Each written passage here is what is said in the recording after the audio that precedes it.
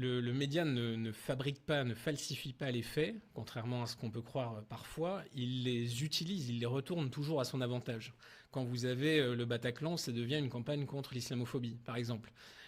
Il va toujours tirer profit des faits, quels qu'ils soient. C'est ça sa grande force. Big Brother, il va poser sa structure de narration sur le fait.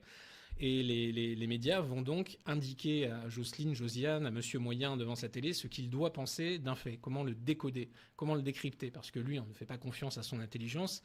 Et le fait brut, la réalité brute, c'est justement ce que le média ne veut pas admettre, ne veut pas laisser passer. Il appose son filtre, son prisme de lecture, et ainsi il va contrôler les pensées, reconditionner les âmes. Et donc les médias, la plupart des grands médias aujourd'hui sont acteurs de ce système, la plupart du temps de manière inconsciente. Ils ont leur bonne morale et ils vont surtout, je pense, fonctionner avec une forme de chantage latent, le chantage à l'extrême droite, le chantage au dérapage, aux heures sombres et tout ce qu'on peut imaginer.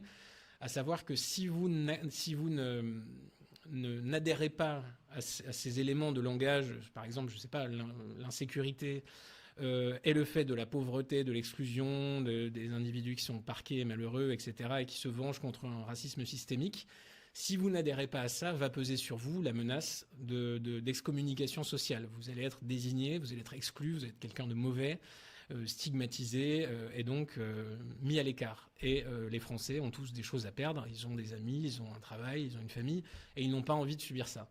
Et donc sur ce chantage, sur cette menace d'attentat à notre réputation, plus ou moins permanent, plus ou moins insidieux, eh bien, voilà comment on bâtit une opinion, en fait. C'est-à-dire que tous les Français ont ça dans leur tête, que ce soit chez eux, au repas de famille, à la machine à café avec les collègues, ils ont toujours des flics dans leur tête, des alarmes quand certains sujets viennent dans les conversations, et donc ils sont méfiants.